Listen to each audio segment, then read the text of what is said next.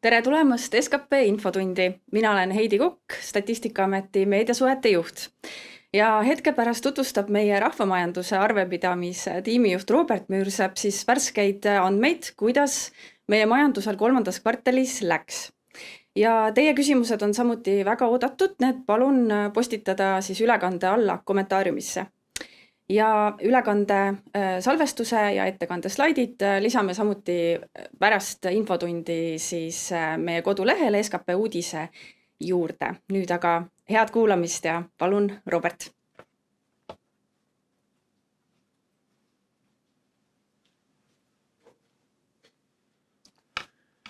Tere hommikust ka minu poolt ja vaatame siis põgusalt, et mida tõi siis lõppema hakkav aasta eelviimane kvartal Eesti majandusele.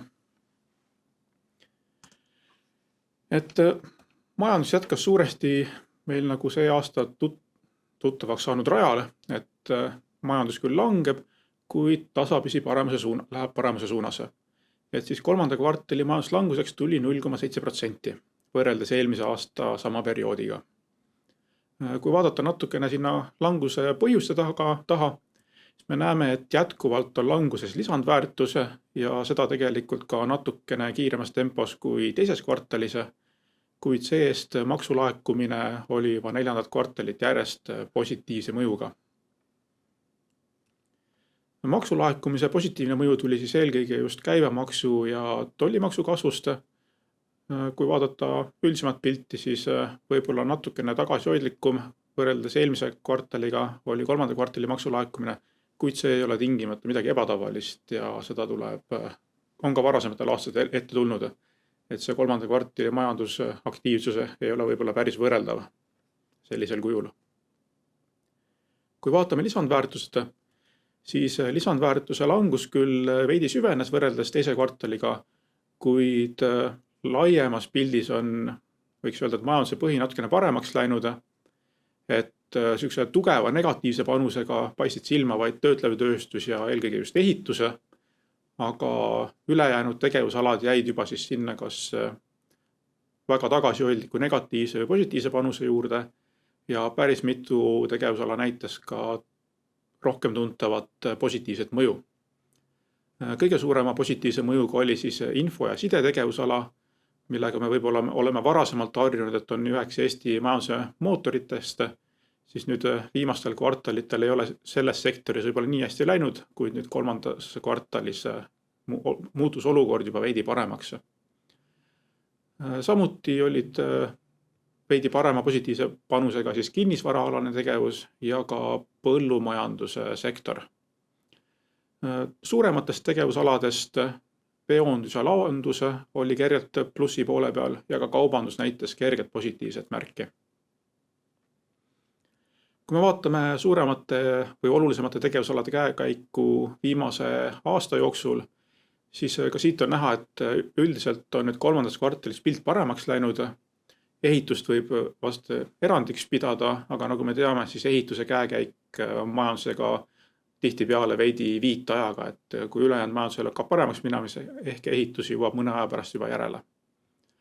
Töötlev tööstus on ka osaliselt põhjus, miks lisandväärtus natukene kiiremas tempos langes kui eelmises kvartalis, kuid töötleva tööstuse lisandväärtus ei ole nüüd tugevalt ära kukkunud võrreldes eelmiste kvartalitega. Ülejäänud sellised meile tuttavamad positiivse panusega tegevusalad nagu infoside, veonduslaondus, kaubandus ja ka kutsetehnika ja teaduse tehnikaalane tegevus, siis kõigi nende käekäik tegelikult 3. kvartalis paranes üsna märgatavalt. Kui me lähme edasi tarbimise poolele, siis sisenõudlus kahanes 4,5%, kuid ma ütlen kohe ette ära, et see ei ole tingimata märk sellest, et oleks olukord palju hullemaks läinud, aga sellest kohe lähemalt. Eratarbimises küll ja pilt halvenes, et eratarbimine langes nüüd siis selle aasta kvartalite siis nagu ükses kiiremas tempos koguni 2,1%, et tarbijate ebakindluse süvenemine või halvenemine on ikkagi jälle jätnud ka tarbimisnäitajatele. Enim kahanesid kulutused siis muudele kaupadele, teenustele, alkoholile, tubakale ja ka vabale ajale kultuurile ja tegelikult üldse enamus kulugruppe olid languses 3. kvartalis. Positiivse poole pealt paistsid silma eelkõige just kulutused kindlustus- ja finantsteenustele, aga ka restoranidele ja hotellidele. Sisenõudluse sellise tugevama languse taga on siis eelkõige just investeeringute vähenemine, mis siis tõmbasid tagasi kusagil 15,2% võrreldes eelmise aasta kolmanda kvartaliga. Ja seal oli tegelikult sükest tugevat mõju avaldas päris mitu varaklassi. Eelkõige siis investeeringud hoonetesse ja rajatistesse, seda nii mitte finantsettevõtete kui ka valitsemissektoris. Lisaks veel ettevõtete investeeringud masinatesse, seadmetesse ja ka kodumajapidamiste investeeringud eluruumidesse vähenesid päris märgatavalt. Positiivse poole pealt paistis silma eelkõige finantssektor, kus siis kasvasid investeeringud hoonetesse, rajatistesse ja ka arvutitesse ja tarkvarasse. Valitsemissektori tarbimine kasvas 1,4%, mis on selline tavapärane tempo vähemalt selle aasta kontekstis.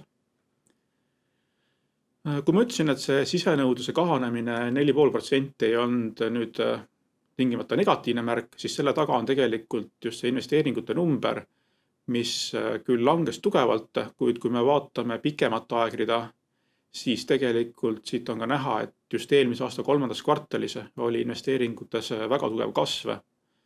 Ja lihtsalt see tekitas meile suurema võrdlusbaasi, mille pealt siis nähtubki nagu investeerimistegevus oleks tagasihoidlikum, kui oleks võinud oodata.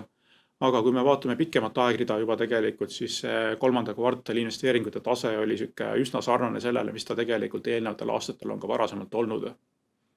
Et võiks öelda, et investeeringud naasesid nii-öelda tavapärasele tasemele. Eratarbimise puhul on näha, et siin on käekäik olnud negatiivses suunas. Loodetavasti, kui ülejäänud majandus hakkab paremini minema, siis ka see taastub. Ja valitsemissektori tarbimine on kulgenud sellises tavapärases tempos kergelt plussis. Positiivseid noote on näha ka välisnõudlusest. Nii eksport kui import näitavad kergeid taastumise märke. Eelkõige just ekspordi pool, mis tõttu on meil ka juba 4 kvartalit järjest olnud netoeksport positiivne, ehk siis Eesti müüb välismaale rohkem, kui me sealt ise sisse ostame. Eelkõige paistab paranemine välja siis tõesti just ekspordi poole pealt, et kui kaupade väljamüük küll veel kahanes veidi, siis tegelikult teenuste eksport oli plussis. Impordi poole peal on pilt täpselt vastupidine, oli kolmandas kvartalis, et siis kaupade import kasvas veidi, aga teenuste väljapoole müügis oli siis veidi suurem langus, 7,6%. Mis nendest näitajatest enim silma hakkab, on siis see, et eelkõige kasvas meil siis arvutite ja elektroonikaseadmete eksport. Elektrienergia kaubandus on vähenenud mõlemas suunas, nii ekspordis kui impordis. Ja impordi selline negatiivne märksõna võib-olla on siis, et muud masinad ja seadmed on siis kaotanud seal tähtsust ja nende mõju on olnud negatiivne. Aga muidu, et kaupade import on kokkuvõttes positiivne olnud, siis selle taga on tegelikult üsna lai põhi, et väga erinevates kaubagruppides tegelikult on kerged tagasihoidlikud kasvud olnud. Kui proovida see Eesti majandus panna kolmandas kvartalis siis laiemasse konteksti, võime vaadata Euroopa teiste riikide käekäiku ja ka Euroopa Liitu tervikuna, et Euroopa euroala või siis Euroopa Liit, et mõlemad on see aasta olnud selliselt kergelt plusspoole peal, mitte midagi erilist, aga sinna 1% kanti. Eesti siis meie -0,7% kolmandas kvartalis, mis on sarnane tegelikult teise kvartali näitajale, on küll seal Euroopa nõrgemate näitajate hulgas, kuid tegelikult see pilt on muutunud selliseks küllaltki ühtlaseks, et kui me vaatame siis sellest -1-st kuni siis natukene üle +1%, et selles vahemikus on päris palju riike. Negatiivse poole pealt paistis eelkõige silma Läti, kelle majanduslangus oli siis juba üle 1%, mis on küll tegelikult positiivsem number, kui nad esimese hooga välja ikkasid. Ja Euroopas siis kõige paremini on läinud see nii Küprosel, Hispaanial, aga meie lähematest riikidest ka Leedul on tugev majandus kasvanud üle 2%. Meie lähemad kaubanduspartnerid, kui me vaatame Soomet, Rootsit, siis ega nende majanduste käekäik ei lähe ka meie omast oluliselt paremini ja ka tegelikult Saksamaa majandusel on kerge miinus. siis sellised suuremad turud, mis just mõjutavad meie väliskaubandust eelkõige. Et kui nendel ei lähe kõige paremini, siis see jätab ka Eesti majandusele oma jälje. Võtta kolmas kvartal kokku, siis majanduslangus on veidi taandunud, nii nagu ta meil läbivalt selle aasta jooksul läinud ja ka analüütikud on prognoosinud, et võtab aega, aga tasapisi läheb pilt paremaks. Peamine negatiivne mõju tuli ehitusest ja töötlevast tööstusest ja ega siin tegelikult teisi tegevusalasid ei saagi väga välja tuua selle poole pealt. Et enamus tegevusalasid olid sellise tagasihoidliku panusega, kas siis positiivse ja negatiivsega. Ja tegelikult nii suurt hulka tegevusalasid, mis oleks positiivse panusega, pole meil olnud juba päris mitu perioodi, et see on ka vast märk sellest, et olukord läheb natukene paremaks. Ja positiivne panus eelkõige tuli infost sidest, kinnisvaraalasest tegevusest ja ka põllumajandusest. Ja vaatamata maksumäärade tõusule, siis tegelikult maksulaekumine on kasvanud ja toetanud ka see läbi SKP-d. Negatiivne märk eelkõige oli siis eratarbimise vähenemine, mis on siis kiirenenud ja eks sealt paistab ühtlane toon on, et üsna laia põhjaga ja enamus kulugruppisid on languses, et tarbijad on ikkagist oma kulutusi piiranud. Kuigi investeeringud langesid kõvasti, siis seal nagu mainisin, et põhjuseks oli kõrge võrdlusbaas, mis tõmbas ka sisenõudluse näitaja tervikuna alla, aga tegelikult investeerimistegevus oli täitsa võrreldav siis, kui nüüd mitte tingimata eelmise aastaga, aga siis kui me läheme 2-3, võib-olla isegi 4 aastat tagasi, siis investeeringute tase kolmandas kvartalis jäi üsna samasse temposse. Ja väliskaubandus vaikselt paraneb, ei ole suuri langusi enam olnud ja netoeksport on jätkuvalt plussis. Aitäh! Aitäh, Robert! Küsin ühe küsimuse ka, mis vahepeal on tulnud, et mis põhjusel info ja side lisandväärtus pärast pikka aega taas nii palju kasvas?